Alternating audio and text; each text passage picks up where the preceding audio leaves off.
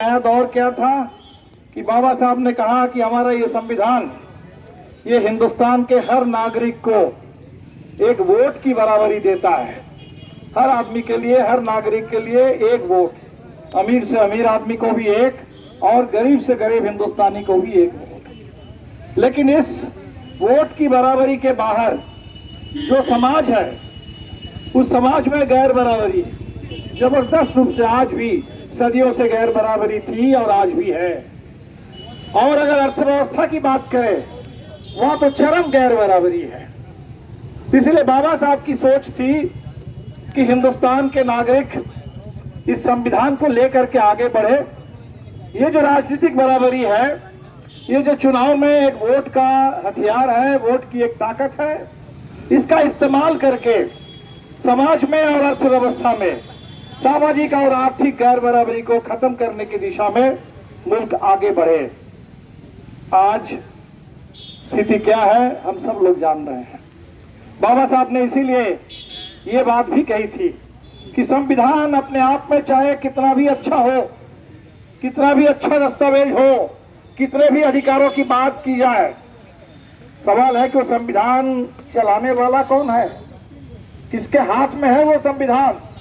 अगर गलत हाथ में वो संविधान जाएगा तो उस संविधान उसकी ऐसी तैसी करके रख देंगे लोग। और पिछले 10 साल से हिंदुस्तान में हम यही देख रहे हैं, जो गैर बराबरी आर्थिक है वो बढ़ते बढ़ते आज कहां चली गई।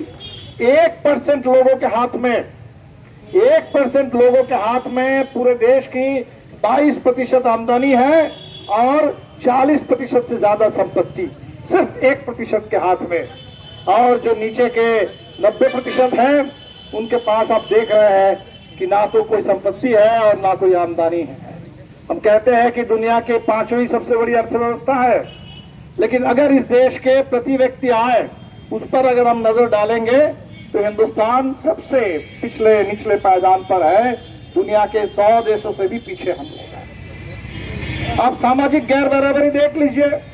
कल ही हमने सुना बगल के उत्तर प्रदेश में भाजपा की कोई नेता वो किसी सभा में कह रही थी कि बाबा साहब के संविधान ने आरक्षण दिया है, ऐसा अधिकार दिया है और उसमें समाज में ऐसा हो गया है कि पैर के नीचे जिनको रहना था आज वो सर के ऊपर चढ़ बैठे हैं।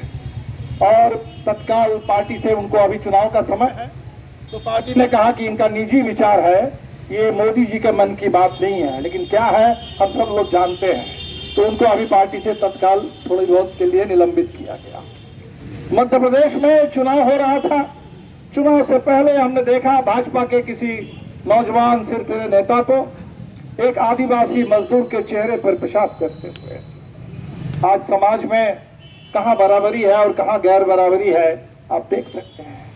जो बची हुई एक बराबरी थी चुनाव की, कि एक वोट चुनाव में, आज चुनाव की भी क्या स्थिति बन गई है। चुनाव आयोग, सुप्रीम कोर्ट ने कहा था कि चुनाव आयोग की नियुक्ति कैसे होगी, उसको बदल करके ऐसा कानून बना दिया गया कि चुनाव आयोग की